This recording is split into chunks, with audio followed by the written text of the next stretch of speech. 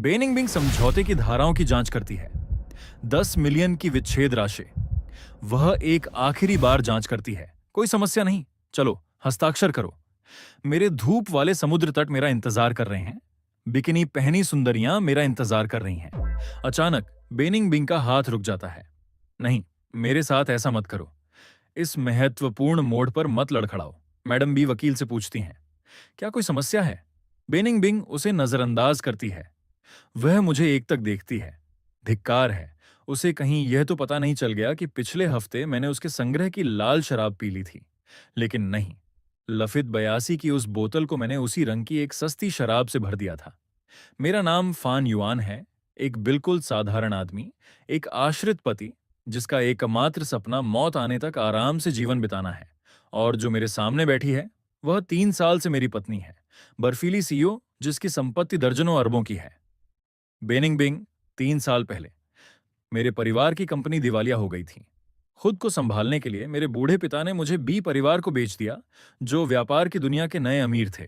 उन्होंने मुझे benign Bing से शादी करने के लिए मजबूर किया। यह समझौता 3 साल की अवधि के लिए तय किया गया था। इस दौरान मुझे एक आदर्श पति की भूमिका निभानी थी, ताकि बेनिंग बिंग अपने परिवार और बाहरी दुनिया के सामने अच्छी छवि बनाए रख सके।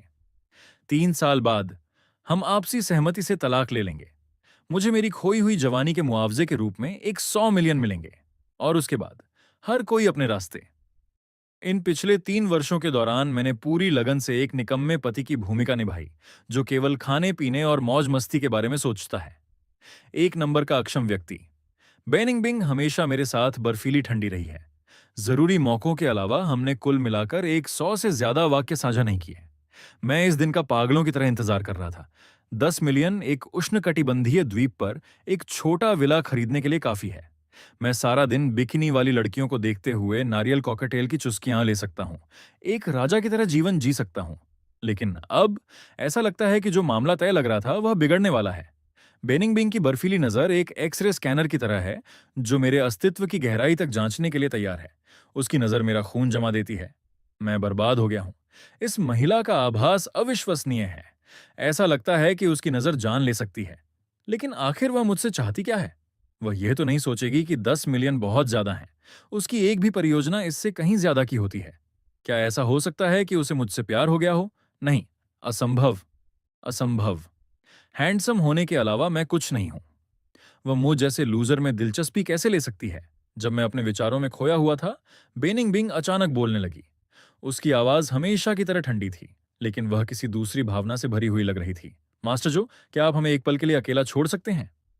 मास्टर जो एक पल के लिए हैरान दिखे, लेकिन एक पेशेवर के रूप में उन्होंने अपने दस्तावेज समेटे और स्थायी रूप से मीटिंग रूम से बाहर चले गए। विशाल मीटिंग रूम में अब केवल बेनिंग बिंग और मैं बचे थे। माहौल तुरंत बर्फीला हो गया। मैंने मुश्किल से थूक निकला। ये लड़की मुझे चुप कराने और मेरे 10 मिलियन अपने पास रखने के लिए मारना तो नहीं चाहेगी? ये क्रूर है। सच में, ये पूंजीपति सभी भ्रष्ट होते हैं। बेनिंग बिंग के होंठों का कोना बहुत हल्का सा फड़का। वह अपने 10 सेंटीमीटर के हील्स पर खड़ी हुई। वह मेरी ओर बढ़ी, कदम दर कदम। टैक टैक टैक। फर्श पर उसकी हील्स की आवाज मौत के दूध की आहट की तरह गूंज रही थी। मैं सहज रूप से पीछे हट गया। करीब मत आओ, हम शांति से इस पर चर्चा कर सकते हैं। मैं आपके सामने टिक नहीं पाऊंगा, लेकिन मैं हमले के लिए चिल्ला सकता हूं। यहां सुरक्षा कैमरे हैं। बेनिंग बिंग ठीक मेरे सामने रुक गई, अपनी पूरी ऊंचाई से मुझ पर हावी हो गई। उसकी नजर एक शिकारी की तरह थी, जो एक मनोरंजक शिकार को देख रहा हो। फान युआन, उसने बात की। तुम उपस्थित हो। मेरी पत्नी महोदया के क्या आदेश हैं? मैंने जबरदस्ती एक चापलूस मुस्कान दी। धूप वाले समुद्र तट और बिकिनी वाली सुंदरियां, उसने हर शब्द को अलग करते हुए पूछा। उसकी आवाज से कोई भावना प्रकट नहीं हो रही थी। मेरा दिल एक पल के लिए थम गया। हाँ, उसे ये कैसे पता चला? क्या मैंने नींद में बात की थी? लेकिन नहीं, अभी तो दिन का उजाला है। क्या इस मीटिंग रूम में कोई छिपा हुआ माइक्रोफोन है? नए लोगों की जासूसी करने वाली चीजों में से एक। और फिर बेनिंग बिंग की नजर मुझ पर पड़ी। वह धीरे धीरे नीचे की ओर फिसली। तो उस लफित 82 का स्वाद कैसा है? फूह! ऐसा लगा जैसे मेरे दिमाग में परमाणु बम फट गया हो। इस बार यह वास्तव में अंत था। सारा रहस्य खुल चुका था। मैं एक झटके में खड़ा हो गया, जैसे कोई प्रतिवर्त क्रिया हो। 90 डिग्री का एक आदर्श झुकना। मेरी जान, मेरी गलती थी। मुझे छिपकर तुम्हारी शराब नहीं पीनी चाहिए थी। मैं अभी उस सस्ती शराब को फेंक दूंगा। मैं अपने जीवन भर की खुशियों की कसम खाता हूं कि मैं तुम्हारी शराब की एक बूंद को फिर कभी नहीं छूंगा। बेनिंग कुछ नहीं कहती। मैं विवेकपूर्ण ढंग से अपनी आंखें उठाता हूं और देखता हूं कि वह मुझे बेहद जटिल भाव से देख रही है। आश्चर्य, जिज्ञासा और यहां तक कि झुंझलाहट भरी मस्ती का मिश्रण। तो क्या तुम सच में वह सुन सकती हो जो मैं सोच रहा हूं? मैंने मानसिक रूप से परीक्षण करने के लिए पूछा। बेनिंग बिंग का शरीर लगभग अदृश्य रूप से सख्त हो गया। उसके होंठ कांपने लगे। फिर उसने धीरे से सिर हिलाया। मेरी दुनिया शांत हो गई। मुझे लगा कि मेरा पूरा विश्व दृष्टिकोण और सूरज, समुद्र तट और बिकिनी वाली लड़कियों का मेरा सपना बिखर कर क्यूआर कोड में बदल गया है। लेकिन हमारे तलाक से ठीक पहले यह शहरी किंवदंती वाला कैसा दिख परिदृश्य हकीकत बन रहा है। मेरी पत्नी मेरे विचारों को पढ़ सकती है। भगवान, क्या यह कोई मजाक है? सदमे के बीत जाने के बाद मैंने जल्दी से अपना आपा संभाला। कहना होगा कि 300 दिनों से वेब उपन्यासों के एक उत्साही पाठक के रूप में मैं इस तरह की थोड़ी फर्जी अवधारणा को स्वीकार करने में सक्षम हूं। असली सवाल यह है कि उसने उन्हें सुनना कब से शुरू किया। ये आज सुबह शुरू हुआ। बेनिंग बिंग ने, जैसे मेरे सवाल का अंदाजा लगा लिया हो, खुद ही जवाब दिया। मैं आज सुबह के बारे में सोचने लगा। इसी सुबह हम दोनों हमेशा की तरह मेज पर अपना खामोश नाटक खेल रहे थे। मैं क्या सोच रहा था? याद आया। ये औरत एक रोबोट है। खाते समय वो आवाज तक नहीं करती। लेकिन क्या गजब का शरीर है। दूसरी ओर उसका सुपर सख्त सूट भी इसे छिपा नहीं पा रहा है। अगर उसने सिर्फ स्विम सूट पहना होता। टीएसएस, टीएसएस, टीएसएस, क्या बर्बादी है। मुंह जैसे अंधे के लिए एक बेकार में इतनी सुंदर शारीरिक बनावट। मैंने अचानक अपना सिर बेनिंग बिंग की ओर उठाया। उसका चेहरा आंखों के सामने तेजी से कानों के नीचे से गर्दन तक लाल हो गया। बेशर्म, उसने दांत पीसते हुए कहा और ये चंद शब्द बाहर निकाले। मैं समझ गया। मैं सब समझ गया। कोई आश्चर्य नहीं कि उसकी नजर आज इतनी अजीब थी। कोई आश्चर्य नहीं कि उसने हस्ताक्षर करने से मना कर दिया। तो इस तरह उसने मेरे दिल की गहराई से निकले शब्द सुन लिए थे। तो अगर तुम अब तलाक नहीं लेना चाहती तो इसलिए क्योंकि मैंने तुम्हारे शरीर की तारीफ की थी। मैंने अपने दिमाग में सावधानी से पूछा। चुप रहो, बेनिंग बिंग ने शर्म और गुस्से से लाल होकर चिल्लाया। उसने अपनी भावनाओं को शांत करने की स्पष्ट कोशिश करते हुए एक गहरी सांस ली और उसने अपना बर्फीला सीओ वाला मुखौटा वापस पा लिया। तलाक समझौते पर अभी हस्ताक्षर नहीं किए जाएंगे, उसने ठंडेपन से घोषणा की। नहीं, दया करो, मैं घबरा गया। मेरी पत्नी महोदया, आपकी महिमा, मेरी गलती थी। अभी मैं कुछ भी सोच रहा था। मैं कसम खाता हूं मेरे पास फिर कभी कोई अनुचित विचार नहीं होगा। मैं हर दिन अपने मन में तुम्हारी प्रशंसा के गीत गाने का वादा करता हूं, तुम्हें तारीफों से ढक देने का, ये कहने का कि तुम एक फूल हो। मैं तुमसे विनती करता हूं, इस कागज पर हस्ताक्षर कर दो। मेरा सूरज और मेरे रेत के समुद्र तट, मेरी बिकिनी वाली सुंदरियां, मेरे 10 मिलियन। बेनिंग बिंग ने तिरस्कार पूर्वक उपहास किया। उसकी नजर में मस्ती का एक ऐसा संकेत था जिसे मैं समझ नहीं पाया। बहुत देर हो चुकी है, उसने मुड़ने और चले जाने से पहले कहा, अपने पीछे एक सुंदर और दृढ़ आकृति छोड़ते हुए। ए बेनिंग बिंग, तुम ऐसा नहीं कर सकती। यह अनुबंध का एक तरफा उल्लंघन है। मैं तुम पर मुकदमा करूंगा। मैं उसकी पीठ के पीछे चिल्लाया। मुझ पर मुकदमा? बेनिंग बिंग रुक गई। वह मुड़ी और उसने मुझ पर एक नजर डाली। उसके होंठों के कोने पर एक खतरनाक मुस्कान उभरी। बिल्कुल सही, जाओ, मुझ पर मुकदमा करो। इससे सबको पता चल जाएगा कि तुम, महान मास्टर फान, अपने विचारों में अपनी ही पत्नी के बारे में कैसे कल्पना करते हो। मैं हार गया। मानसिक पढ़ने जैसी धोखेबाज शक्ति के सामने एक दयनीय हार। मैं पूरी तरह से असहाय था। शहर के केंद्र में स्थित हमारे लग्जरी अपार्टमेंट पेंटहाउस में वापस आकर मैं जीवन से पूरी तरह ऊबकर एक चिथड़े की तरह सोफे पर गिर गया। 3 साल में यह पहली बार था जब मुझे महसूस हुआ कि करोड़ों का यह अपार्टमेंट सिर्फ एक शानदार सुनहरा पिंजरा था। बेनिंग भी घर आ गई। उसने अपनी ऊंची एड़ी के जूते उतारे, चप्पल पहनी और सीधे मेरी ओर चली आई। उठो, उसने मुझे आदेश दिया। किस लिए? क्या तुम अपना गुस्सा निकालने के लिए मुझे मारना चाहती हो? मैं तुम्हें चेतावनी देता हूं, भले ही मैं तुम्हारे सामने कुछ ना हूं, लेकिन मैं चोटें बहुत अच्छी तरह सहता हूं। मैंने पूरी चुनौती वाला अंदाजा अपनाया, जैसे कि अब मुझे कुछ भी प्रभावित नहीं कर सकता। तुम्हें कौन मारना चाहता है? बेनिंग ने अपनी आंखें घुमाई। जाओ, खाना बनाओ। खाना बनाना? मैंने अपनी ओर इशारा करते हुए पूरी तरह अविश्वास के साथ पूछा। 3 साल से एक उच्च स्तरीय शेफ घर का सारा भोजन तैयार करता है। मैंने एक बार भी रसोई में कदम नहीं रखा है। क्या तुम ही नहीं थे जो लगातार सोचते थे कि शेफ के व्यंजनों में जान नहीं है और सबका स्वाद एक जैसा है? बेनिंग बिंग ने हाथ बांध लिए मुझे गर्व के साथ देखा। चूंकि तुम इतने स्मार्ट हो तो जाओ दिखाओ कि तुम क्या कर सकते हो। मैं दंग रह गया।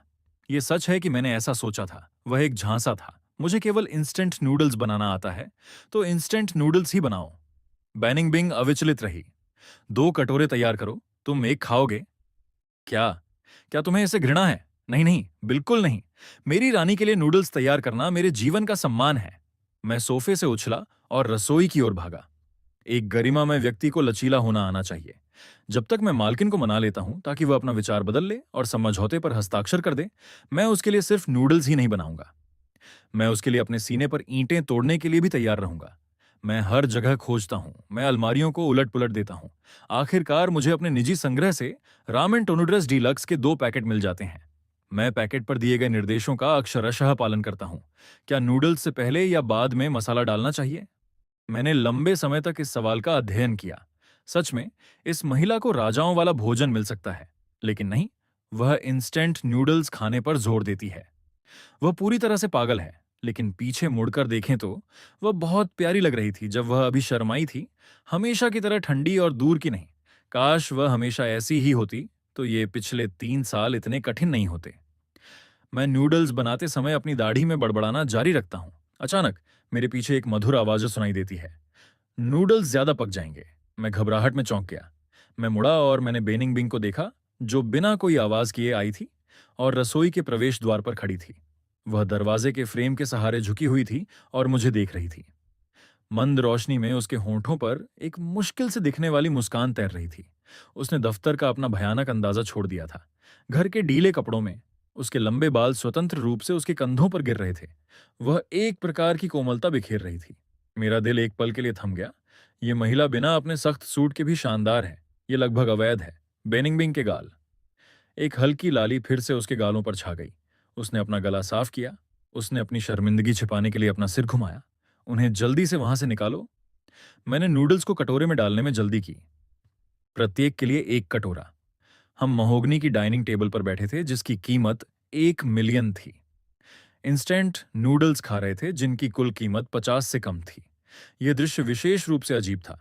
मैंने उसे चुपके से देखा। वह नूडल्स को एक निश्चित सुंदरता के साथ छोटे छोटे निवालों में खा रही थी, जैसे वह मिशेलिन स्टार वाले व्यंजन का स्वाद ले रही हो। क्या ये इतना अच्छा है? आखिर ये केवल इंस्टेंट नूडल्स ही तो हैं।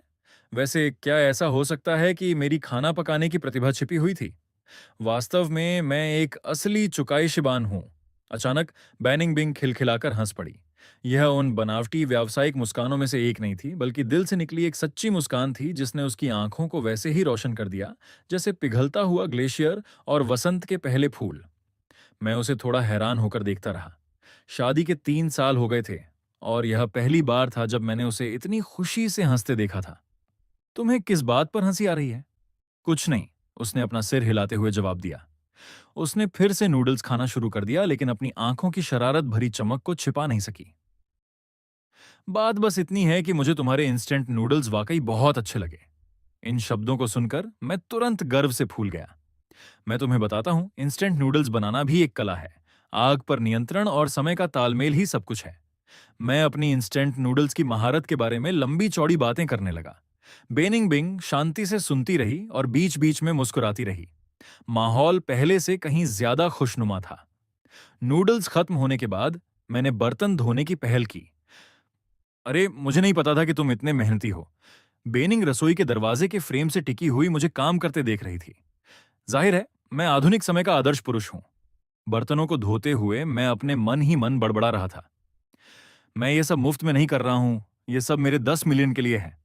जैसे ही मुझे पैसे मिलेंगे, मैं हर दिन बर्तन धोने के लिए किसी को काम पर रखूंगा और खुद राजा की तरह ऐश करूंगा। बेनिंग बिंग का स्वर अचानक बर्फीला हो गया। अच्छा, ऐसा क्या? मेरा दिल बैठ गया। धिक्कार है, मैंने फिर से गलती कर दी। बिल्कुल, मैंने तुरंत खुद को संभाला। ये सब खास तौर पर तुम्हारे लिए है, मेरी जान। इतने खूबसूरत हाथ बर्तन धोने के लिए नहीं बने हैं, है ना? जाहिर है, ये मेरी जिम्मेदारी है। मैंने ये बात इतनी ईमानदारी से कही कि मुझे खुद भी इस पर लगभग यकीन हो गया। बेनिंग एक पल के लिए चुप रही, फिर उसने धीरे से हम्म कहकर जवाब दिया। वह मुड़ी और चली गई। मैंने राहत की सांस ली और अपना माथा पोंछा। हालांकि वहां पसीना भी नहीं था। एक ऐसी महिला के साथ रहना जो आपके विचार पढ़ सकती है, बहुत थका देने वाला है। ये किसी बारूदी सुरंग के खेत में चलने जैसा है। बर्तन धोने के बाद मैंने हाथ पोंछे और अपने अतिथि कक्ष गेस्ट रूम में खिसकने के लिए तैयार हो गया। 3 साल से हम अलग कमरों में सो रहे हैं। वह अपने सिंहासन पर राज करने वाली अप्राप्य रानी है और मैं उसका विनम्र और तुच्छ सेवक। हर कोई बिना एक दूसरे के रास्ते में आए अपनी जगह पर रहता है, लेकिन आज रात रास्ता बंद था। बेनिंग ने शुद्ध रेशम का एक नाइट गाउन पहना हुआ था। वह मेरे कमरे के दरवाजे के सामने अपने हाथ पीछे बांधे एक सुंदर रक्षक देवी की तरह खड़ी थी। कपड़ा इतना महीन था कि वह उसके शरीर की बनावट के साथ पूरी तरह फिट बैठ रहा था। उसके लंबे और सीधे पैर उस हल्के लिबास के नीचे से साफ झलक रहे थे। मैंने मुश्किल से थूक निकला, इसे मत देखो, इसे मत देखो। ओम नमो बुद्धाय। रूप ही शून्य है और शून्य ही रूप है। यह औरत जानबूझकर ऐसा कर रही है। यह साफ है, वह मुझे लुभा रही है। वह चाहती है कि मैं कोई गलती करूं ताकि उसे बहाना मिल जाए और वह मुझे मेरे 10 मिलियन न दे। कितनी धूर्त है यह स्त्री। बेनिंग बिंग की आवाज में एक अजीब सा खिंचाव था, जैसे वह अपने दांत पीस रही हो। आज रात तुम मुख्य शयन कक्ष मास्टर बेडरूम में सोओगे। मैं पत्थर सा खड़ा रह गया। ये ये उचित नहीं है ना? गेस्ट रूम मेरे लिए बहुत अच्छा है। वह काफी बड़ा है और मैं वहां सहज महसूस करता हूं। इसमें क्या अनुचित है? हम पति पत्नी हैं, बेनिंग बिंग ने चौंकाने वाली सहजता के साथ कहा। लेकिन हमारी शादी एक व्यवस्था मात्र है। हमने सहमति जताई थी कि हमारा कोई शारीरिक संपर्क नहीं होगा। मैंने अपने समझौते पर अड़े रहते हुए विरोध किया। मैंने अपना विचार बदल दिया है। बेनिंग ने अपनी भौहें ऊपर उठाईं। अनुबंध की अंतिम व्याख्या करने का अधिकार मेरा है। इसके साथ ही वह मुड़ी और कपड़े उतारते हुए मुख्य बेडरूम में चली गई। मुझे उसकी पीठ के सामने छोड़ दिया, जो कह रही थी, अब तुम अपना देख लो। मैं पूरी तरह से हक्का बक्का वहीं खड़ा रह गया। लानत है, ये तो जबरदस्ती की शादी जैसा लग रहा है। मैं हिचकिचाते हुए मुख्य बेडरूम के दरवाजे तक गया। मेरे अंदर एक भयानक द्वंद्व चल रहा था। जाऊं या न जाऊं? अगर मैं गया तो एक पुरुष और एक महिला एक ही कमरे में अकेले, एक छोटी सी चिंगारी भी आग लगाने के लिए काफी होगी। और अगर मामला हाथ से निकल गया तो मैं तो अभी भी कुंवारा वर्जिन हूं। लेकिन अगर मैं नहीं गया तो मैं इस महिला को नाराज कर दूंगा और मेरे 10 मिलियन धुएं में उड़ जाएंगे। धिक्कार है।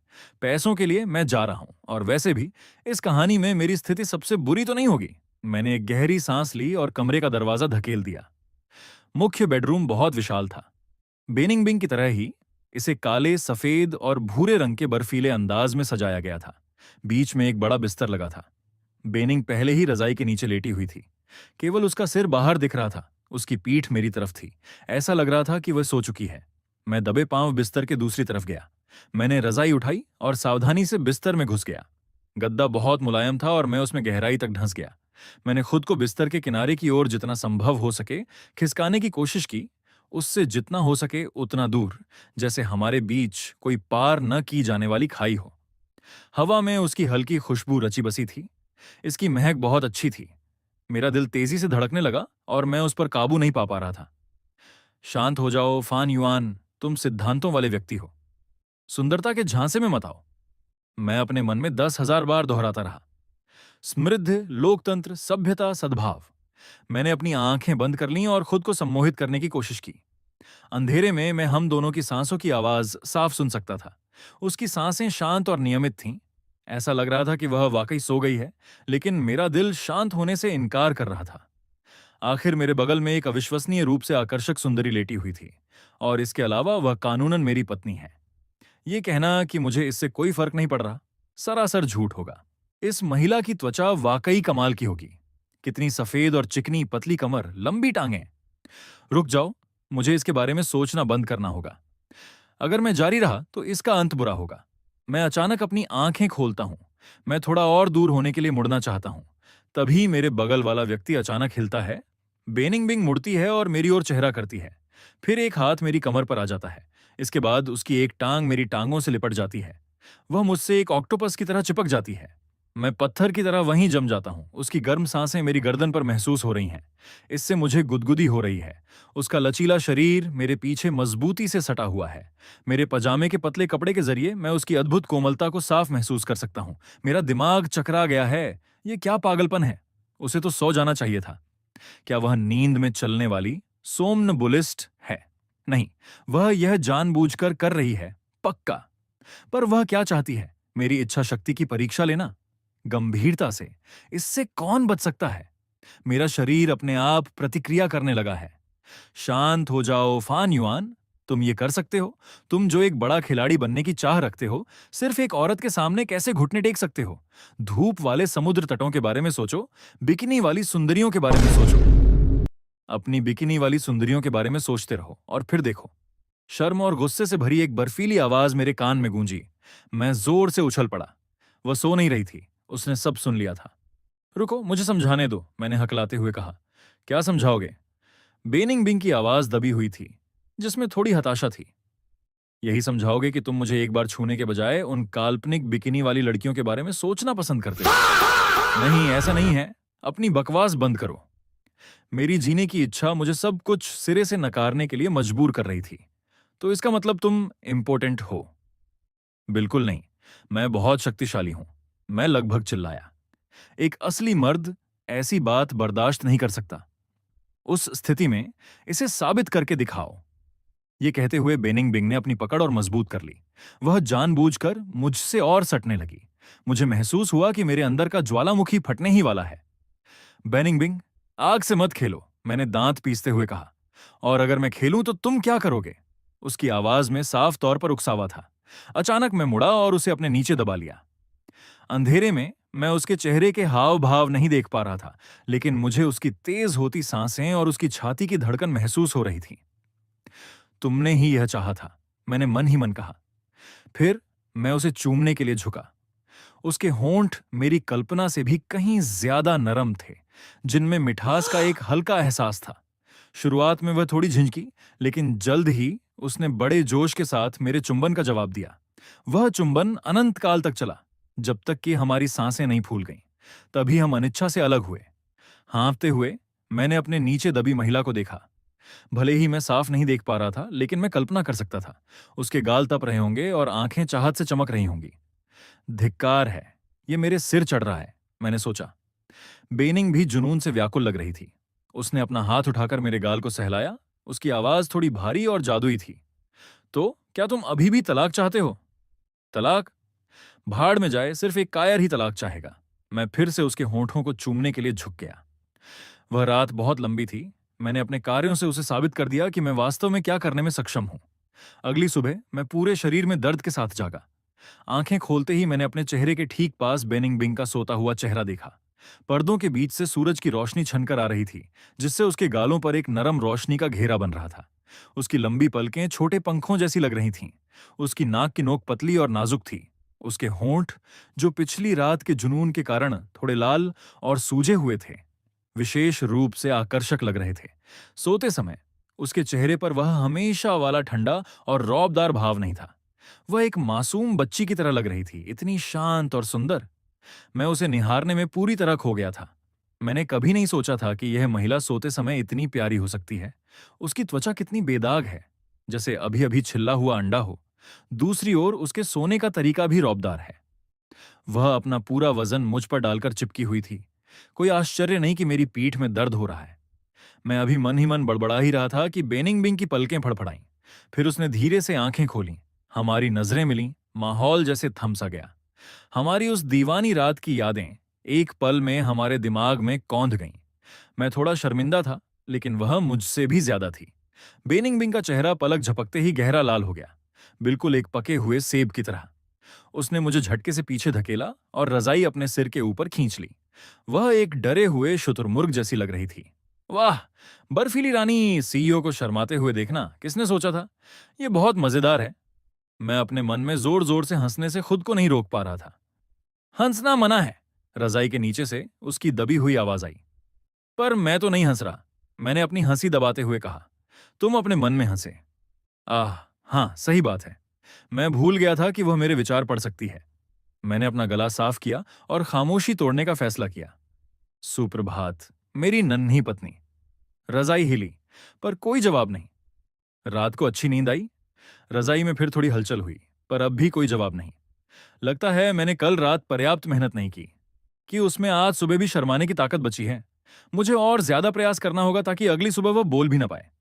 जैसे ही मैं इन शैतानी विचारों में खोया, रजाई एक झटके में हट गई। बेनिंग बिंग बिस्तर पर उठकर बैठ गई। वह मुझे गुस्से से घूर रही थी। उसके गाल सुर्ख थे। उसकी आंखों के कोनों में अभी भी रात के जुनून की चमक थी, लेकिन उसकी नजर में वास्तव में कोई खतरा नहीं था। इसके विपरीत, इससे वह और भी आकर्षक लग रही थी। तुम सुबह से रात तक क्या सोचते रहते हो? तुम्हारे बारे में, मेरे मुंह से अचानक निकल गया। कहने के बाद मैं खुद भी दंग रह गया। बेनिंग बिंग भी सुध-बुध खोकर मुझे देखने लगी। उसकी नजरें जटिल थीं। माहौल अचानक थोड़ा असहज हो गया। ओह! मैंने जल्दी से विषय बदल दिया। उठो, काम पर जाना है। मैं आज ऑफिस नहीं जा रही। बेनिंग बिंग ने अपनी नग्न छाती को ढकने के लिए कंबल खींच लिया। उसकी नजरें इधर-उधर भटक रही थीं। तुम क्यों नहीं जा रही? मैंने आज की छुट्टी ली है। मैं पूरी तरह सदमे में था। जहां तक मुझे पता है, बेनिंग बिंग पिछले 3 सालों से एक काम की दीवानी रही है। छुट्टी लेना तो दूर की बात है, 102 डिग्री बुखार में भी वह ऑफिस जाकर मीटिंग्स अटेंड करने पर अड़ जाती थी। आज तो दुनिया ही पलट गई। तुमने छुट्टी क्यों ली है? मैंने उत्सुकता से पूछा। बेनिंग बिंग ने कुछ नहीं कहा। वह बस खामोश रहकर मुझे घूरती रही। एक ऐसी नजर जो कह रही थी, तुम्हें क्या लगता है ये किसकी गलती है? मैं तुरंत समझ गया। ये सच है कि कल की दीवानी रात के बाद आज उसकी टांगें कपास जैसी कमजोर हो गई होंगी। वह ऑफिस जाकर सख्त मिजाज होने का नाटक कैसे कर सकती थी? मेरी गलती है, मेरी गलती है। लगता है कल रात मैंने कुछ ज्यादा ही जोर लगा दिया। मैंने मन ही मन थोड़े झूठे पछतावे के साथ कहा। कम से कम तुम्हें इसका एहसास तो है, बेनिंग बिंग बड़बड़ाई। फिर उसने कंबल हटाया और बिस्तर से नीचे उतर गई। उसकी रेशमी नाइट गाउन तो मैंने कब की कहीं फेंक दी थी। इस वक्त वह पूरी तरह निर्वस्त्र थी। उसके शरीर की बनावट मेरी आंखों के सामने थी। मुझे अपने चेहरे पर गर्मी महसूस हुई। प्रतिबंधित चीजें मत देखो, प्रतिबंधित चीजें मत देखो। बेनिंग बिंग ने मेरी जलती हुई नजर महसूस की। उसका शरीर अकड़ गया। उसने जल्दी से अलमारी से एक बाथरोब निकाला और खुद को ढक लिया। फिर वह बाथरूम में घुस गई। बाथरूम से गिरते पानी की आवाज सुनते हुए मैं बिस्तर पर लेटा रहा और कल रात को याद करने लगा। मैं अपनी मुस्कान नहीं रोक पाया। आखिरकार तलाक न लेना शायद इतना बुरा भी नहीं है। कम से कम मेरे पास इतनी शानदार पत्नी तो है। ये सूरज, समुद्र तट और बिकिनी से कहीं बेहतर है। लेकिन रुको एक सेकंड, मैं झटके से उठ बैठा। नहीं, मेरा शुरुआती लक्ष्य क्या था? तलाक, आजादी और 10 मिलियन। मैं सिर्फ एक दीवानी रात के लिए कैसे डगमगा सकता हूं? फान युआन, फान युआन, तुमने मुझे बहुत निराश किया। नहीं, यह जारी नहीं रह सकता। मुझे हर हाल में कोई समाधान ढूंढना होगा ताकि वह अपनी मर्जी से तलाक के कागजात पर हस्ताक्षर कर दे। चूंकि वह मेरे विचार सुन सकती है, तो क्यों ना इस स्थिति का फायदा अपने पक्ष में उठाया जाए। मेरे दिमाग में धीरे धीरे एक शानदार योजना बनने लगी। जब तक बेनिंग बिंग बाथरूम से बाहर आई, मैं पूरी तरह तैयार था और नाश्ता बना चुका था। साधारण सैंडविच और गर्म दूध। अरे, सूरज पश्चिम से निकला है क्या? महान मास्टर फान खुद नाश्ता बना रहे हैं। बेनिंग बिंग अपने गीले बाल पोंछ रही थी। उसकी आवाज में हल्का मजाक था। अपनी पत्नी की सेवा करना मेरे लिए सम्मान की बात है। मैंने उसके लिए उत्साह से कुर्सी खींची, लेकिन मेरे दिमाग में मैं सोच रहा था, खाओ खाओ, ताकत जुटाओ ताकि तुम मुझसे लड़ने की ऊर्जा पा सको। झगड़े के बाद गुस्से में आकर तुम तलाक के कागजों पर हस्ताक्षर कर दोगी। हे। बैनिंग बिंग का हाथ जो कुर्सी खींच रहा था वहीं रुक गया। उसने मुझे शक भरी नजरों से देखा और फिर बैठ गई। उसने सैंडविच लिया और एक छोटा सा निवाला काटा। तो कैसा है? मैंने बेसब्री से पूछा। बुरा नहीं है, उसने संक्षेप में टिप्पणी की। हूं, कितनी बड़ी अभिनेत्री है। मुझे अच्छी तरह पता है कि अंदर ही अंदर वह सोच रही है कि यह बहुत स्वादिष्ट है, एक 5 स्टार होटल से भी बेहतर। लेकिन वह बस इतना ही कह पा रही है कि बुरा नहीं है। आह, औरतें वाकई कितनी जटिल जीव होती हैं। बैनिंग बिंग ने और धीरे चबाना शुरू किया। उसके कानों के किनारे फिर से लाल होने लगे।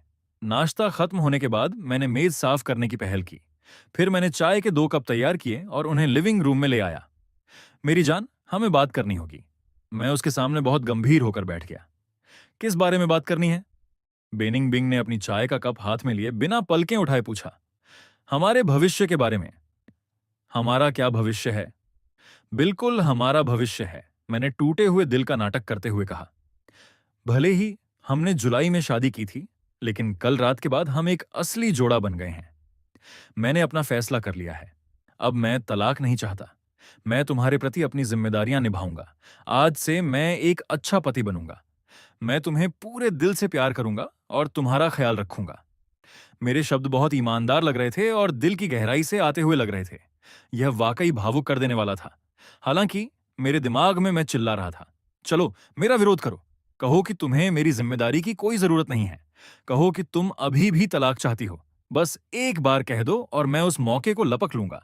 तुम्हारी वजह से दिल टूटने का नाटक करूंगा और फिर दुखी चेहरा बनाकर कागजों पर हस्ताक्षर कर दूंगा। बिल्कुल सही। बेनिंग बिंग का हाथ जो कब पकड़े हुए था थोड़ा कांपने लगा। उसने अपना सिर उठाया और मुझे देखा। उसकी साफ आंखों में भावनाओं का एक बवंडर था। उसमें हैरानी, संदेह और दुख का एक छोटा सा अंश था जिसे मैं समझ नहीं पा रहा था। उसने एक गहरी सांस ली। उसकी आवाज थोड़ी भारी थी। क्या तुम वाकई ऐसा सोचते हो? बिल्कुल। मैंने अपनी छाती ठोकते हुए कसम खाई, पर अंदर ही अंदर मैं चीख रहा था, यह झूठ है, सब झूठ है। मुझे सिर्फ तलाक चाहिए। चलो। मेरे खेल में अब सब कुछ साफ था। बेनिंग बिंग मुझे इतनी गहराई से घूर रही थी जैसे उसकी नजरें आर पार देख लेंगी। उसने अपनी चाय का प्याला रखा और खड़ी हो गई। ठीक है। ये शब्द बोलने के बाद वह मुड़ी और अपने कमरे में वापस चली गई। खड़क। दरवाजा बंद हो गया। मैं वहीं जमा रह गया। ये ये कैसी प्रतिक्रिया थी? ठीक है। इसका क्या मतलब कि उसने तलाक न देने की बात मान ली है या उसने मेरी चाल पकड़ ली है? इस औरत को समझना वाकई बहुत मुश्किल है। मैंने अपने बाल खुजलाए। मैं थोड़ा परेशान था। ऐसा लगता है कि पीछा छुड़ाने वाली तकनीक काम नहीं आई। मुझे रणनीति बदलनी होगी। जब मैं सोच विचार में डूबा था, बेनिंग बिंग के कमरे का दरवाजा फिर से खुला। उसने एक बेदाग कामकाजी सूट टेलर पहना था। वह फिर से वही दृढ़ और कुशल सीईओ बन गई थी, सिवाय इसके कि उसकी आंखें थोड़ी लाल थीं, जैसे वह रोई हो। मेरा दिल एक पल के लिए रुक गया। नहीं, मुमकिन नहीं। क्या मैंने कुछ ज्यादा ही कर दिया और उसे सच में रुला दिया? मैं तो बस तलाक चाहता था, बस इतना ही। मैं उसे चोट नहीं पहुंचाना चाहता था। आमतौर पर यह औरत इतनी मजबूत है, वह कैसे रो सकती है? अब मैं थोड़ी देर के लिए बाहर जा रही हूं। बेनिंग बिंग ने मेरी तरफ देखा तक नहीं। वह सीधे मुख्य द्वार की ओर बढ़ी।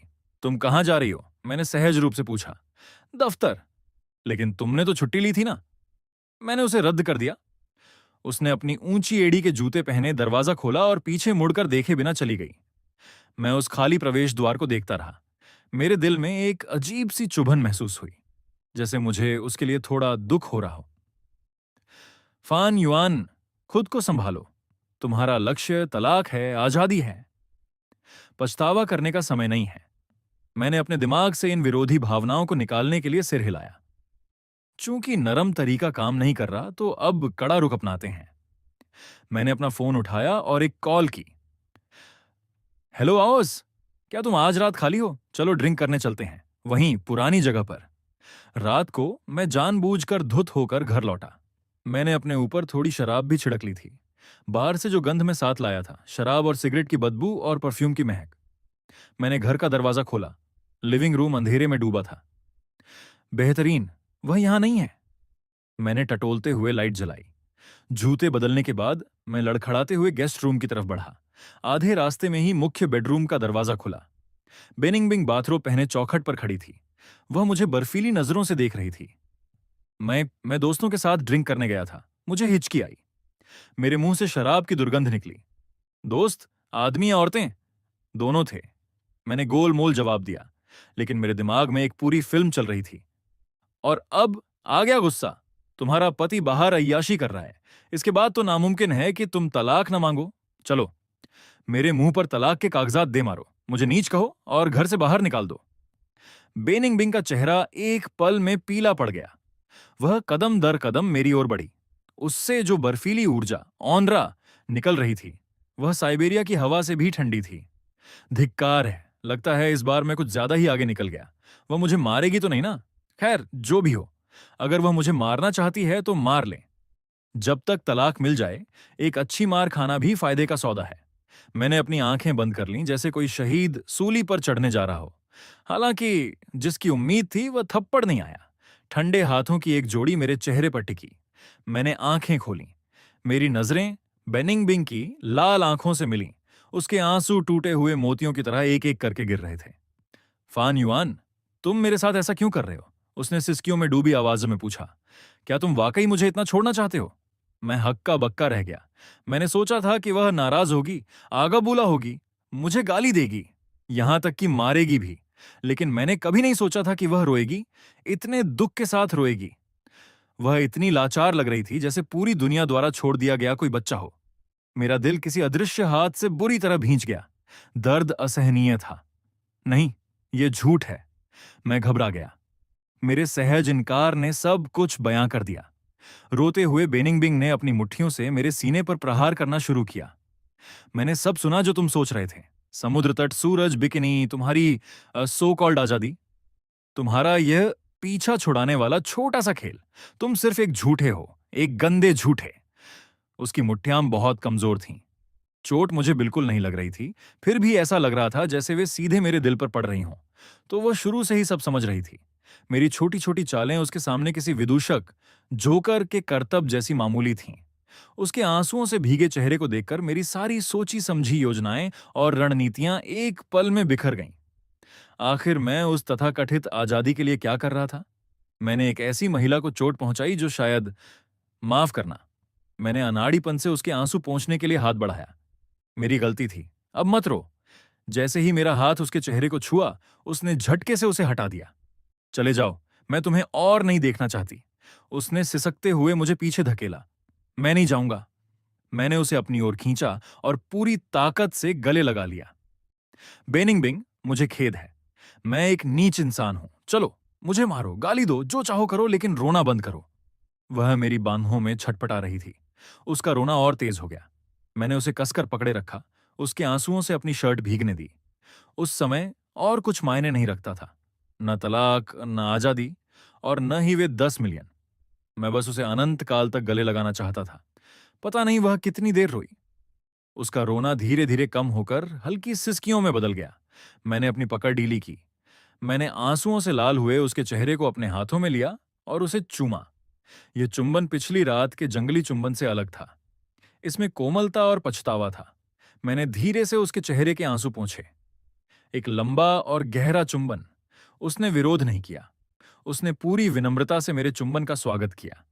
यहां तक कि उसने अपनी बाहें मेरी गर्दन के चारों ओर डाल दी। मम। अपना माथा उसके माथे से सटाकर मैंने उसकी भीगी आंखों में देखा। मैंने गंभीर लहजे में कहा, बेनिंग बिंग, अगर हम तलाक ना लें तो? ठीक है। यही वह बात थी जो मैं दिल की गहराई में सोच रहा था। हम तलाक नहीं लेंगे, ठीक है। मैं चाहता हूं कि हम दोनों खुश रहें। बेनिंग बिंग के शरीर में एक सिहरन दौड़ी। उसने मुझे देखा। उसकी नजरों में अनिश्चितता भरी थी। क्या तुम गंभीर हो? तुम फिर से मुझसे झूठ तो नहीं बोल रहे? यह सच है। मैंने अपनी 3 उंगलियां उठाई।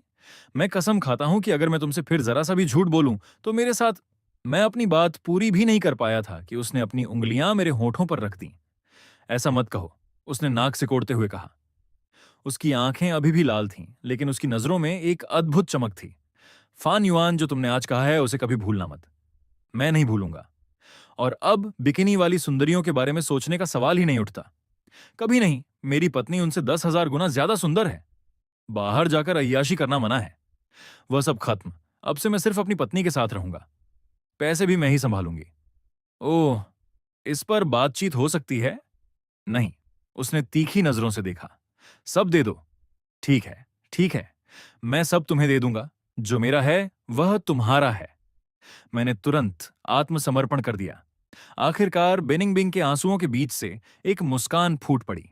वह पास आई और मेरे होठों पर एक चुंबन दिया। यह बेहतर है। उसके इस मासूम अंदाज को देखकर मेरा दिल पूरी तरह पिघल गया। हमारी सुलह का जश्न मनाने के लिए आज रात हमें इसे ढंग से मनाना चाहिए, है ना? मैंने मुस्कुराते हुए इशारा किया। बेनिंग बिंग का चेहरा फिर से सुर्ख लाल हो गया। उसने मुझे एक छोटा सा मुक्का मारा। तुम सपने ही देखते रहो, उसने कहा, लेकिन उसका शरीर बहुत ईमानदार था। उसने मुझे पीछे नहीं ढकेला। मैंने उसे कमर से उठाया, गोद में लिया और बड़े कदमों से मुख्य बेडरूम की ओर बढ़ा। प्यार की एक रात बहुत कीमती होती है, इसे बर्बाद नहीं करना चाहिए। फान युआन, मुझे नीचे उतारो, तुम्हें अभी भी शराब की बदबू आ रही है।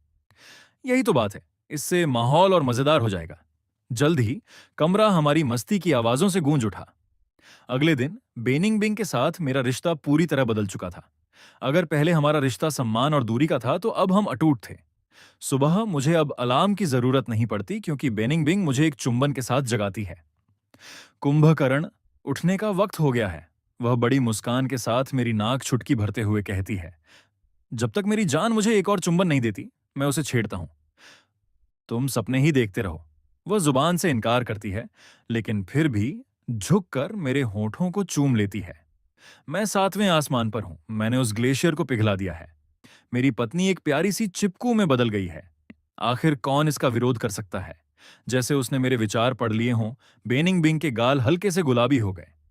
उसने मुझे झूठी नाराजगी भरी नजर दी। फिर वह तैयार होने के लिए उठी। बिस्तर पर लेटे हुए मैं ड्रेसिंग रूम में उसकी सुंदर आकृति को आते जाते निहारता हूं। वाह, क्या शरीर है, क्या लंबी टांगे हैं। कितना दुख की बात होती अगर वो मॉडल ना होती। बिल्कुल नहीं, इसे इस तरह देखने का हक सिर्फ मेरा है। बेनिंग बिंग कपड़े बदलकर बाहर आती है। वह ठीक उसी समय आती है जब मैं अपने मन की बात जाहिर कर रहा होता हूं। उसके होठों के कोने पर एक मुस्कान उभरती है। क्या तुम्हारा मुझे ताड़ना खत्म हुआ? चलो तैयार हो जाओ, आज तुम मेरे साथ दफ्तर चल रहे हो। तुम्हारे दफ्तर? किस लिए? मैं कराहते हुए कहता हूं। मैं बस घर पर रहकर आलस करना चाहता हूं। सवाल ही नहीं उठता। बेनिंग बिंग पास आती है। वह मेरे बालों को संवारती है जो नींद की वजह से बिखरे हुए हैं। आज से तुम मेरे निजी बॉडीगार्ड हो, ड्राइवर भी, बॉडीगार्ड भी। मुझे तुम्हारे साथ 24 घंटे रहना है। कम से कम तनख्वाह तो मिलेगी ना? तुम्हें क्या लगता है? उसने अपनी भौहें चढ़ाईं। अच्छा ठीक है, अपनी पत्नी की सेवा करना मेरे लिए सम्मान की बात है। मैं मन ही मन बड़बड़ाते हुए भी हार मानकर उठ खड़ा हुआ। सच कहूं तो ये मुझे काफी पसंद आ रहा है। आखिर ऐसी खूबसूरत महिला के साथ हर पल बिता पाना कई पुरुषों का सपना होता है। बेनिंग बिंग की चमकदार लाल फेरारी चलाते हुए मैंने उसे उसकी कंपनी की इमारत के पास छोड़ा। जैसे ही हम कार से बाहर निकले, अनगिनत निगाहें हमारी ओर खींच गईं। बेनिंग बिंग की कंपनी शहर की सबसे प्रतिष्ठित इमारतों में से एक है। यहाँ काम करने वाले सभी लोग क्रीम ऑफ द क्रीम, सबसे बेहतरीन हैं। वे मुझे मेरे कैजुअल कपड़ों में घूर रहे थे। वह आदमी जो सीईओ की कार की ड्राइवर सीट से बाहर आ रहा है, उनकी आंखें जिज्ञासा और सवालों से भरी थीं। ये कौन है? क्या यही मैडम बी की गाड़ी चलाता है? कोई अंदाजा नहीं। दिखने में तो हैंडसम है, पर कपड़े कुछ भी पहने हुए हैं। हमारे बैकग्राउंड का नहीं लगता। क्या यह मैडम बी का गिगोलो, पालतू प्रेमी? तो नहीं। मैंने अपने आसपास की फुसफुसाहटें सुनी और मुझे इससे कोई फर्क नहीं पड़ा। गिगोलो और क्या, बेनिंग बिंग जैसी अमीर औरत का आश्रित होना एक वरदान है। तुम लोग बस जलन के मारे जल रहे हो। मेरे साथ चल रही बेनिंग बिंग ने मेरे विचार पढ़ लिए। मेरा पैर लड़खड़ाया और मैं गिरते गिरते बचा। उसने जोर से मेरी कमर पर चिकोटी काटी और धीमी आवाज में चेतावनी दी कि दफ्तर में सपने न देखूं। आपके आदेश, सिर आंखों पर, मेरी पत्नी। मैंने एक शरारती मुस्कान के साथ जवाब दिया। हम कंधे से कंधा मिलाकर कंपनी के हॉल में दाखिल हुए। रिसेप्शनिस्ट ने हमें देखा और उसका मुंह खुला का खुला रह गया। सुप्रभात, मैडम बी। बेनिंग बिंग ने सिर हिलाया। वह बिना इधर उधर देखे सीधे सीईओ की प्राइवेट लिफ्ट की ओर बढ़ी। मैं उसके पीछे पीछे चल रहा था। मैंने रिसेप्शनिस्ट को आंख मारी। आज आपके लिपस्टिक का शेड बहुत प्यारा है, सुंदरी। क्या तुम मरना चाहते हो? बेनिंग बिंग की कातिलाना नजरों ने मुझ पर बिजली गिराई। मैं तुरंत सीधा हो गया और चुपचाप लिफ्ट में उसके पीछे चला गया। हम लिफ्ट में अकेले थे। बेनिंग बिंग मुझे घूर रही थी। वह उपहास से हंसी। फान युआन, तुम्हारी हिम्मत तो देखो। कंपनी में तुम्हारा पहला दिन है और तुमने अभी से सहकर्मियों पर डोरे डालना शुरू कर दिया। बिल्कुल नहीं। मैंने अन्याय के खिलाफ आवाज उठाते हुए विरोध किया। यह तो बस शिष्टाचार था। और फिर मेरे दिल में तो सिर्फ तुम हो, मेरी जान। मेरे लिए बाकी सारी औरतें बिजली के खंभों की तरह हैं। मैं इतना आश्वस्त था कि मुझे खुद अपनी बात पर यकीन होने लगा। बेनिंग बिंग का चेहरा थोड़ा नरम हुआ, लेकिन वह फिर भी बड़बड़ाई। तुम्हारे लिए यही बेहतर होगा। लिफ्ट के दरवाजे खुले। हम आखिरी मंजिल पर सीईओ के दफ्तर पहुंचे। बेनिंग बिंग की असिस्टेंट लिन पहले से ही दरवाजे पर इंतजार कर रही थी। सुप्रभात, मैडम बी। मुझे देखकर लिन एक पल के लिए रुकी, पर जल्द ही उसने अपना पेशेवर अंदाजा अपना लिया। ये मेरे पति हैं, फान युआन। बेनिंग बिंग ने सहज लहजे में परिचय कराया। ये भविष्य में अक्सर दफ्तर आया करेंगे। नमस्ते मिस्टर फान। लिन ने शालीनता से सिर हिलाया, लेकिन उसकी आंखें जिज्ञासा से भरी थीं। जाहिर है, इस जगत में सब जानते हैं कि मैडम भी शादीशुदा हैं, पर 3 साल में उनका पति कभी सामने नहीं आया। एक रहस्य, उसे आज मुझसे मिलने की उम्मीद नहीं थी। नमस्ते, नमस्ते। मैंने उत्साह से हाथ मिलाया। असिस्टेंट लिन, है ना? आपसे मिलकर खुशी हुई। आपकी शोहरत आपसे पहले यहां पहुंच गई है। बेनिंग बिंग अक्सर आपके बारे में बात करती हैं। वह कहती हैं कि आप काम में बहुत काबिल और बहुत खूबसूरत हैं। आप उनकी दाईं भुजा हैं। बेनिंग बिंग, लिन के होठों के कोने फड़के। बेनिंग बिंग का चेहरा काला पड़ गया। फान युआन। ओह, जुबान फिसल गई। जुबान फिसल गई। मैंने जल्दी से लिन का हाथ छोड़ा और बेनिंग बिंग के पीछे छिपकर एक मासूम मुस्कान दी। लिन, आज के शेड्यूल की रिपोर्ट दो। बेनिंग बिंग ने मुझे एक तीखी नजर दी और फिर लिन से मुखातिब हुई। लिन ने अपनी हंसी रोकते हुए रिपोर्ट देनी शुरू की। मैं वक्त काटने के लिए दफ्तर में टहलने लगा। बेनिंग बिंग का दफ्तर बेतहाशा बड़ा है। ये लगभग आधी मंजिल घेरे हुए है। कांच की खिड़कियों के पीछे से व्यस्त बिजनेस डिस्ट्रिक्ट दिखता है। सजावट का अंदाज हमेशा की तरह शांत और ठंडा है, काला सफेद ग्रे, सब कुछ बेदाग। ये महिला वाकई भावनाओं से रहित लगती है। उसका दफ्तर किसी शो अपार्टमेंट भी जैसा दिखता है। अगर मैं होता तो यहां पक्का एक गेमिंग कंसोल, बीन बैग और एक छोटा बार बनवाता। मैं अपनी कल्पनाओं में खोया ही था कि बेनिंग बिंग की आवाज आई, फान युआन यहां आओ। मैं पास गया। उसने अपने डेस्क के बगल में एक छोटी सी जगह, अल्कोफ, की ओर इशारा किया। भविष्य में तुम यहीं रहोगे। मैंने अंदर झांका। वहां एक छोटा सोफा, एक कॉफी टेबल और किताबों की एक रैक थी। ये मेरे लिए है, जाहिर है। ओ मेरी जान, तुम सबसे अच्छी हो। मैं उसे गले लगाने के लिए उस पर झपटा। मुझे छुओ मत। बेनिंग बिंग ने मुझे दूर धकेला। बैठो और मेरे काम में खलल मत डालो। ये कहकर वह अपने डेस्क पर वापस बैठ गई और फाइलें निपटाने लगी। मैं उसके प्राइवेट केबिन के सोफे पर चुपचाप बैठ गया। मुझे लगा जैसे मैं पिंजरे का तोता हूं, पर यह तोता बनकर रहना काफी सुखद था। मैंने अपना फोन निकाला और गेम खेलने लगा। यह सोफा वाकई आरामदायक है। काश एक छोटा सा कंबल, तकिया और एक ठंडी कोक और मिल जाती। जैसे ही यह विचार मेरे मन में आया, लेन ने दस्तक दी और अंदर आई। उसके हाथ में एक कश्मीरी कंबल और बर्फ से भरी कोक का गिलास था। मिस्टर फान, मैडम बी ने आपके लिए यह भेजा है। मैंने उस औरत की ओर देखा जो सिर उठाकर देख भी नहीं रही थी। उसे अपने काम में इतना मग्न देखकर मेरा दिल भर आया। आह, यह औरत जो अपना प्यार इतनी अच्छी तरह छिपाती है, वह मेरी इतनी फिक्र करती है, पर हमेशा बर्फ जैसी ठंडी दिखने का नाटक करती है। मेरी जान वाकई सबसे अच्छी है। मैं तुम्हें पागलों की तरह प्यार करता हूं। मेरा मन कर रहा है कि अभी जाकर उसे चूम लूं। बेनिंग बिंग, जो दस्तावेजों पर साइन कर रही थी, अचानक चौंक गई। उसके पेन की नोक कागज पर फिसल गई और एक लंबी लकीर छोड़ दी। उसने सिर उठाकर मुझे एक तीखी नजर दी, एक ऐसी नजर जो कह रही थी, पास आने की हिम्मत भी मत करना। मैं धीरे से हंसा और उसे एक फ्लाइंग किस दे दिया। उसका चेहरा फिर से सुर्ख लाल हो गया। दोपहर में बेनिंग बिंग कैफेटेरिया नहीं गई। उसने लिन से पास के एक महंगे रेस्टोरेंट से खाना मंगवाया। जब खाना आया तो लिन चुपचाप दरवाजा बंद करके बाहर चली गई। दफ्तर में सिर्फ हम दो थे। आओ खाना खा लो। बेनिंग बिंग ने हाथ से इशारा किया। मैंने फोन रखा और पास गया। मेज पर 4 डिश और एक सूप था। ये सभी मेरी पसंदीदा चीजें थीं। मेरी जान, तुम मेरे लिए कितनी अच्छी हो। मेरी आंखों में लगभग आंसू आ गए। खाओ और बकवास बंद करो। बेनिंग बिंग ने मुझे पोर्क का एक टुकड़ा दिया। वह सख्त बन रही थी, पर उसकी नजरों में कोमलता थी। खाते हुए मैं सोच रहा था कि दोपहर में क्या किया जाए। दफ्तर में कुछ शरारत करना शायद थोड़ा ज्यादा रोमांचक होगा, पर क्यों नहीं। ये डेस्क काफी मजबूत लग रही है। इसे आजमाना चाहिए। हम बेनिंग बिंग को सूप पीते समय फंदा लग गया। वह जोर जोर से खांसने लगी, चेहरा लाल हो गया। धीरे खाओ, कोई तुम्हारा हिस्सा नहीं छीन रहा। मैंने जल्दी से उसकी पीठ थपथपाई। ये तुम्हारी गलती है। ठीक होने के बाद उसने गुस्से से कहा, मेरी गलती? मैंने पूरी तरह मासूम चेहरा बनाया। तुम्हारी गलती है कि तुम ऐसी गंदी बातें सोचते हो। मैंने अपनी नाक छुई, थोड़ा शर्मिंदा होकर। मैं तो बस माहौल को थोड़ा हल्का बनाना चाहता था। मुझे इस तरह के माहौल की जरूरत नहीं है, बेनिंग बिंग ने दांत पीसते हुए जवाब दिया। खाने के बाद बेनिंग बिंग ने कहा कि वह थोड़ी देर आराम करना चाहती है। दफ्तर के पिछले हिस्से में एक रेस्ट रूम है जहां बिस्तर लगा है। जाओ सो जाओ, मैंने उससे कहा। मैं यहीं सोफे पर थोड़ी झपकी ले लूंगा। बेनिंग बिंग ने मेरा हाथ पकड़ा। तुम मेरे साथ आ रहे हो, पर हम दफ्तर में हैं, ये थोड़ा अजीब लगेगा। तो क्या हुआ, समस्या क्या है? उसने आत्मविश्वास से कहा। हम एक शादीशुदा जोड़ा हैं, हमें हक है। उसका विरोध करना नामुमकिन था, इसलिए मुझे उसके पीछे रेस्ट रूम में जाना पड़ा। कमरा बड़ा नहीं था, पर बहुत सुकून देने वाला था। वहां एक बड़ा मुलायम बिस्तर था जिसे देखते ही लेटने का मन कर जाए। बेनिंग बिंग ने अपनी जैकेट उतारी और लेट गई। फिर उसने अपने बगल की जगह थपथपाई। आओ। मैं चुपचाप उसके बगल में लेट गया। वह स्वाभाविक रूप से मेरी बांहों में सिमट गई।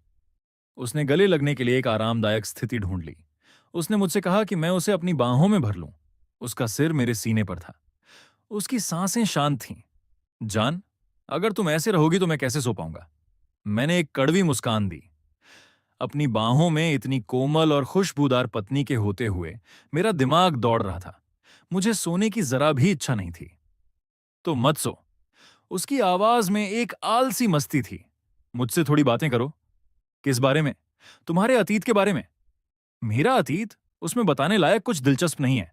मैं बस एक अमीर बाप का बेटा था जो वक्त गुजरने का इंतजार करता था। यह सच नहीं है। बेनिंग बिंग मुझसे और सट गई। मैंने दादाजी से सुना था कि तुमने कॉलेज के समय अपनी खुद की कंपनी शुरू की थी और वह काफी अच्छी चल रही थी। मैं एक पल के लिए सुन्न रह गया। वह बहुत पुरानी बात थी। कॉलेज के दिनों में मैंने कुछ दोस्तों के साथ एक प्रोजेक्ट शुरू किया था। हमने कुछ पैसे भी कमाए थे, पर मेरे परिवार पर मुसीबत आई और वह प्रोजेक्ट बंद हो गया। मुझे हमेशा लगा कि किसी को इस बारे में नहीं पता। तुम्हें कैसे पता? अगर मैं कुछ जानना चाहूं तो जान लेती हूं। बेनिंग बिंग की आवाज बहुत कोमल थी। फान युआन, तुम निकम्मे नहीं हो, तुम्हें बस सही मौका नहीं मिला। इन शब्दों ने मेरे दिल को छू लिया। पिछले 3 सालों से सबको लगता था कि मैं बस अपनी पत्नी के टुकड़ों पर पलने वाला आदमी हूं, एक निकम्मा। यहां तक कि मुझे भी खुद पर यही यकीन होने लगा था। पर वह अकेली थी जो मेरे उस दूसरे छिपे हुए पहलू को देख पा रही थी। वह सब अब अतीत है। मैं खुद पर हंसा। अब मैं बस आराम से जिंदगी बिताना चाहता हूं। तो इसमें बुरा क्या है? बेनिंग बिंग ने सिर उठाकर मुझे देखा। मैं तुम्हारा ख्याल रखूंगी। उसकी आंखें चमक रही थीं और उनमें मेरा अक्स दिख रहा था। उस पल मुझे लगा कि मेरा दिल पूरी तरह उसका हो चुका है। मैं बेनिंग बिंग की ओर झुका और उसके होठों को अपनी गिरफ्त में ले लिया। वह एक कोमल और गहरा चुंबन था। हम में से कोई नहीं बोला। हम अपने प्यार को जाहिर करने के लिए बस सबसे पुराने तरीके का इस्तेमाल कर रहे थे। दफ्तर पूरी तरह साउंड प्रूफ था। बाहर ट्रैफिक का शोर था, पर अंदर वसंत की सुनहरी रोशनी। मुझे नहीं पता कि हमारा वह मिलन कितनी देर चला। बस इतना जानता हूं कि जब मैं पूरी तरह संतुष्ट होकर रुका तो बाहर सूरज ढलने लगा था। बेनिंग बिंग थक चुकी थी। वह अपनी छोटी उंगली तक हिलाने की स्थिति में नहीं थी। मुझ पर एक आलसी बिल्ली की तरह लेटे हुए उसने बिना किसी ताकत के कहा, फान युआन, तुम बहुत नीच हो। ओ मेरी जान, अब तुम्हें पता चला कि मैं क्या कर सकता हूं। मैंने अपनी पीठ थपथपाते हुए उसके गाल को चूमा। अब दफ्तर में कभी नहीं। आपके आदेश का पालन होगा। अगली बार हम घर पर करेंगे, बालकनी में, बाथरूम में, किचन में। चुप रहो। बेनिंग बिंग का चेहरा लाल हो गया। उसने अपना हाथ मेरे मुंह पर रख दिया। मैंने उसका हाथ हटाया और अपनी उंगलियां उसकी उंगलियों में फंसा ली। मेरी जान, ये आई लव यू मैंने सिर्फ मन में नहीं रखा, मैं इसे साफ साफ कह रहा हूं। बेनिंग बिंग का शरीर थोड़ा अकड़ा। फिर उसकी आंखों के कोने लाल हो गए। उसने अपना चेहरा मेरे सीने में छिपा लिया। उसकी आवाज दबी हुई थी। मैं भी। जब से हमने दफ्तर में अपनी भावनाओं का इजहार किया था, बेनिंग बिंग के साथ मेरा रिश्ता रॉकेट की रफ्तार से आगे बढ़ा। मैं हर दिन उसे काम पर ले जाता और वापस लाता, उसका ड्राइवर और बॉडीगार्ड बनकर। पर यह बॉडीगार्ड आजकल अपनी ड्यूटी को थोड़ा हल्के में लेने लगा था। जब भी बेनिंग बिंग मीटिंग में होती तो मैं कंपनी के अलग अलग विभागों में काम का निरीक्षण करने के बहाने निकल जाता, ये दिखावा करते हुए कि मैं सीईओ को कर्मचारियों की जिंदगी समझने में मदद कर रहा हूं। असल में मैं वहां सिर्फ गॉसिप सुनने जाता था। क्या तुमने खबर सुनी? प्लानिंग विभाग के डायरेक्टर वांग ने अपनी पत्नी को छोड़कर उस नई ट्रेनी के साथ चक्कर चला लिया है। सच में? सीरियसली? पर वह ट्रेनी तो इतनी सुंदर भी नहीं है। अरे तुम्हें सब नहीं पता। उस ट्रेनी के ऊंचे संपर्क हैं। उसके चाचा हमारे सबसे बड़े क्लाइंट्स में से एक हैं। ब्रेक रूम में कुछ सहकर्मी बड़े जोश से चर्चा कर रहे थे। मैं कॉफी का कप लेकर पास पहुंचा। किस बारे में बात हो रही है? काफी रोमांचक लग रहा है। सहकर्मी मुझे देखकर चौंक गए। वे तुरंत चुप हो गए। जाहिर है, मैं कंपनी में एक तरह का सेलिब्रिटी हूं। अब सबको पता है कि मैं प्रेसिडेंट का रहस्यमयी पति हूं, पर कोई मेरी असली पहचान नहीं जानता। वे मुझसे जितना डरते हैं उतना ही सम्मान भी करते हैं। अरे, इतने तनाव में मत आओ, हम सब सहकर्मी ही तो हैं, मैंने बड़ी मुस्कान के साथ कहा। हम थोड़ी बात तो कर ही सकते हैं। तो हम कहाँ थे? डायरेक्टर वांग और वह ट्रेनी। जारी रखिए प्लीज। सहकर्मी अनिश्चित होकर एक दूसरे को देखने लगे। कुछ कहने की हिम्मत नहीं हुई। खैर, भले ही आप कुछ न कहें, मुझे सब पता है, मैंने आवाज धीमी करते हुए रहस्यमयी अंदाज में कहा। ये डायरेक्टर वांग, मुझे बहुत पहले ही समझ आ गया था कि यह आदमी ठीक नहीं है। उसकी उस शक्ल को देखकर लगता है कि उसकी पत्नी ही अंधी होगी जो उससे प्यार कर बैठी। मिस्टर फान, क्या आप डायरेक्टर वांग की पत्नी को भी जानते हैं? एक साहसी सहकर्मी ने पूछा। नहीं, मैंने सिर हिलाते हुए जवाब दिया। पर मैं आपकी प्रेसिडेंट बेनिंग बिंग अपनी जान को जानता हूं। वह दफ्तर की इस तरह की कहानियों से सख्त नफरत करती है, खासकर उस आदमी से जो उस पत्नी को छोड़ दे जिसने उसका हमेशा साथ दिया। मैं आपको एक बात बता दूं, ये डायरेक्टर वैंग जल्द ही निकाला जाने वाला है। जो मैंने कहा था वह आधा सच था और आधा झूठ। बेनिंग बिंग को दफ्तर में अनुचित व्यवहार से वाकई नफरत है, लेकिन सबसे बढ़कर मैं उस नीच आदमी की बदतमीजियों के बारे में और नहीं सुन सकता था। मैं चाहता था कि बेनिंग बिंग न्याय करने के लिए इसकी कमान संभाले। मेरी पत्नी बहुत दयालु है। वह कभी भी एक अच्छी महिला को परेशान होते नहीं देख सकती। वास्तव में मैं कंपनी में न्याय व्यवस्था बनाए रखने में उसकी मदद कर रहा था। मैं वाकई एक शानदार इंसान हूं। अंदर ही अंदर मैंने खुद को बधाई दी। और जैसा कि उम्मीद थी, दोपहर की मीटिंग के दौरान बेनिंग बिंग ने सभी वरिष्ठ अधिकारियों के सामने मैनेजर वांग को सार्वजनिक रूप से फटकार लगाई। उसने कहा कि उसका निजी जीवन अस्त व्यस्त है और इससे कंपनी की छवि खराब हो रही है। उसने उसे घर जाने, आत्मसमीक्षा लिखने और अपने कार्यों पर विचार करने का आदेश दिया। मैनेजर वांग हक्का बक्का रह गया। बाकी अधिकारी भी सन्न रह गए। मुझे पता था कि बेनिंग बिंग उसे दूसरों के लिए एक उदाहरण बना रही थी और साथ ही वह मेरा साथ भी दे रही थी। मीटिंग खत्म होने के बाद मैं गुनगुनाते हुए राष्ट्रपति के दफ्तर वापस आया। बेनिंग बिंग वहां मेरा इंतजार कर रही थी। फान युआन, जैसा कि मैं देख रही हूं, तुम काफी चालाक हो गए हो। तुम यह भी जानते हो कि अपने लक्ष्य तक पहुंचने के लिए दूसरों का इस्तेमाल कैसे करना है। वह एक तिरछी मुस्कान के साथ मुझे देख रही थी। अरे मेरी जान, मैंने शरारत से मुस्कुराते हुए कहा। मुझे बस डर था कि मेरी रानी अपने अनगिनत कामों में दब न जाए और उसके पास इन छोटी छोटी बातों के लिए समय ना हो। इसलिए मैंने आपका यह बोझ हल्का कर दिया। तो आप मुझे क्या इनाम देने वाली हैं? मैं उसे चूमने के लिए पास गया, लेकिन उसने मुझे एक इशारे से पीछे हटा दिया। मजाक छोड़ो। बेनिंग बिंग का चेहरा गंभीर हो गया। फान युआन, मैं तुमसे पूछती हूं, क्या तुम्हें बिजनेस में इतनी दिलचस्पी है? मैं एक पल के लिए हैरान रह गया। बिल्कुल नहीं, मैं बस आराम से जिंदगी बिताना चाहता हूं।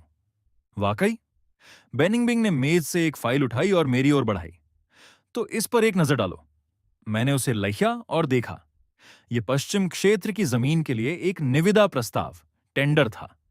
सरकार शहर के इस इलाके को विकसित करने की योजना बना रही थी, जो एक ऐसा नया केक बन गया था जिसे पाने के लिए सभी रियल एस्टेट कंपनियां झपट रही थीं। बेनिंग बिंग की कंपनी भी कोई अपवाद नहीं थी। इस फाइल में एक समस्या है, मैंने उसे पलटते हुए कहा। तो तुम्हारे पास कोई विचार है? हर किसी को लगता है कि इस जमीन का इस्तेमाल एक लग्जरी रिहायशी इलाका बनाने के लिए किया जाना चाहिए।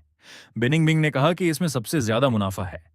लेकिन क्या कल तुम अपने मन में यह नहीं सोच रहे थे कि घर बनाना बहुत साधारण काम है और यहां एक विशाल थीम पार्क बनाना बेहतर होगा? मैं स्तब्ध रह गया। यह सच है कि मैंने ऐसा सोचा था। कल रात सोने से पहले मैं बिस्तर पर लेटा हुआ सपने देख रहा था।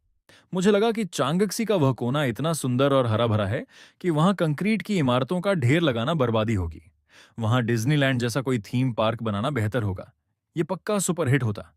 मुझे नहीं लगा था कि वह इस तरह की बड़बड़ाहट को गंभीरता से लेगी। मैं तो बस यूं ही सोच रहा था। मैंने वह मजाक में कहा था। मैंने असहज होकर कहा, लेकिन मुझे लगता है कि तुम सही हो। बेनिंग बिंग की आंखें चमक रही थीं। मुझे अपना विचार विस्तार से बताओ। बेनिंग बिंग की जिद के आगे मेरे पास कोई चारा नहीं था और मैंने अपने आलसी दिमाग की सारी उपज उसे बतानी शुरू कर दी कि रोलर कोस्टर एक चट्टान के किनारे पर बनाया जाना चाहिए, भूतिया घर में असली भूतों को गेस्ट स्टार के रूप में बुलाना चाहिए और वाटर पार्क में सर्फिंग के लिए कृत्रिम लहरें होनी चाहिए। मैं जितना ज्यादा बोलता गया उतना ही जोश में आता गया। मैंने ध्यान ही नहीं दिया कि बेनिंग बिंग की नजरें और भी चमकदार होती जा रही थीं। जब मैंने खत्म किया तो मेरा गला पूरी तरह सूख चुका था और मैंने एक गिलास पानी पिया। बेनिंग बिंग ने मेज पर मुक्का मारा और झटके से उठ खड़ी हुई। तय रहा। क्या तय रहा? चांकसी प्रोजेक्ट। हम बिल्कुल वैसा ही थीम पार्क बनाएंगे जैसा तुमने कहा है। तुम मजाक कर रही हो मेरी जान? मैं घबरा गया।